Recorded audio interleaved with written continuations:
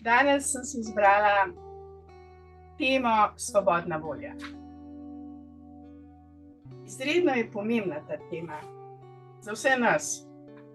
Zakaj? Zato, ker nismo roboti, Bog nam je dal svobodno voljo.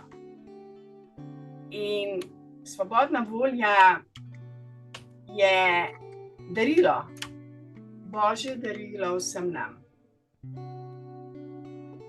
In če spoštujemo svobodno voljo, ki nam jo Bog dal, potem je naše življenje lahko čudovito, mirno. Če pa ne spoštujemo svobodne volje, ki nam jo Bog dal, potem imamo lahko velike, velike težave. Moramo vedeti, da obstaja zemeljska volja, človeška volja, ki ni v skladu z Božjo voljo. In obstaja Božja volja. In Božja volja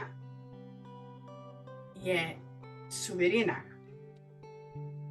Kot otroci Boga imamo v bistvu podobo Boga.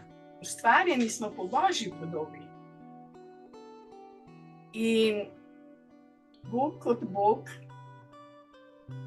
želi, da spoštujemo tudi Božje zakone, Božje odloke, ki so v skladu z Božjo voljo. Ne bi se rada ponavljala, vendar je bistvo problema nastopilo že v raju, ko sta Adam in Eva, kljub temu, da sta vedela, da morata spoštovati Božjo zapoved in ne jesti iz drevesa spoznanja dobrega in slabega, sta to prekršila. Vedela sta, da bosta umrla, če bosta jedla iz drevesa spoznanja dobrega in slabega. Bog je suveren. Bog nam je dal svobodno voljo, ker nismo roboti. In vsi dobro vemo, da če živimo v skladu z Božjo voljo, smo zdravi, srečni, mirni, uspešni, imamo številne blagoslove. Ko prekršimo Božjo voljo, ko pademo v drevo spoznanja, kaj je dobro in kaj je slabo, takrat pa pridejo problemi. Jaz osebno to zelo dobro poznam, ker moja šibkost je sodba. Sodba ljudi, ki ne živijo po Božjih zakonih. Ampak to je moja šibkost. To je kršenje Božje zapovedi. Ker Božja zapoved pravi: ljubi svojega Boga z vsem srcem, z vso dušo, z vso modrostjo in ljubi bližnje kakor samega sebe. In v tistem trenutku, ko gremo v sodbo, pademo iz drevesa brezpogojne ljubezni.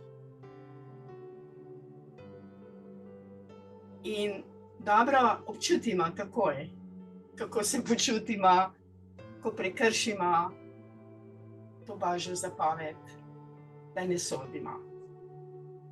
Ker poglejmo okrog sebe, koliko je sodbe. Slovenci smo baje narod sodbe. Imamo največ sodb na sodiščih. Ljudje se radi kregajo.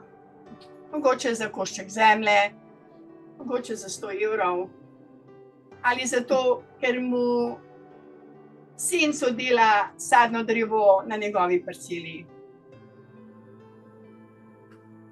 Mogoče zato, ker nekateri ljudje delajo stvari, ki so drugim mogoče moteče. In te sodbe so sodbe. To ni ljubezen. ljubezen do bližnjega. To ni spoštovanje bližnjega.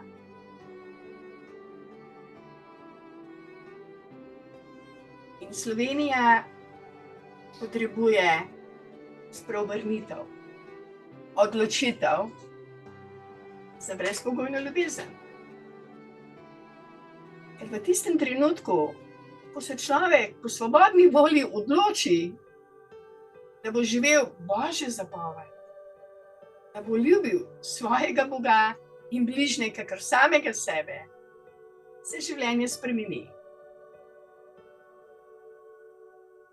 To se spremeni do tiste mere, da lahko pričakujemo velike spremembe v družbi, v medsebojnih odnosih, med narodi. In zato je Društvo za srečno življenje Belis tukaj, da vas spodbujamo. Spoštujte svobodno voljo, ampak Božjo. Ne svoje, ne zemeljske. Ne te volje, ki je v bistvu sodba. Ti si dober, ti si slab. Ti si bogat, ti si reven. Ti si mož, ti si ženska. V Božjem pomenu besede smo vsi otroci ljubezni. Enakovredni, enakopravni pred Bogom. Vsak ima svoje poslanstvo. Možje svoje, žene imamo svoje poslanstvo. Vendar pred Bogom smo vsi enaki. Sonce na vse enako sije. In spoštujmo drug drugega. Delajmo tisto, kar je dobro v očeh Boga. Odpovejmo se sodbam. Odpovejmo se drevesu dvojnosti in se odločimo za drevo življenja in blagoslova.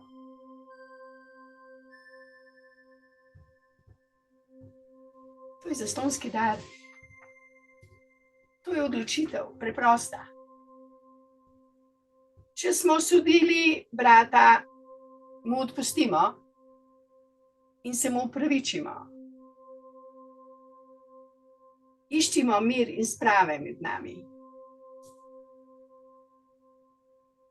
Bog želi, da smo enotni, da smo spravljeni, da delamo tisto, kar je Božja volja.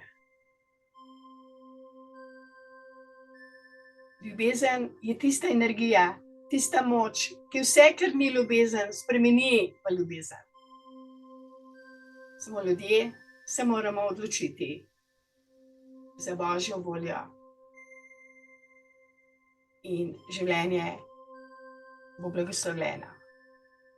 Hvala lepa, ker ste bili danes ponovno z nami in hvala za vašo pozornost.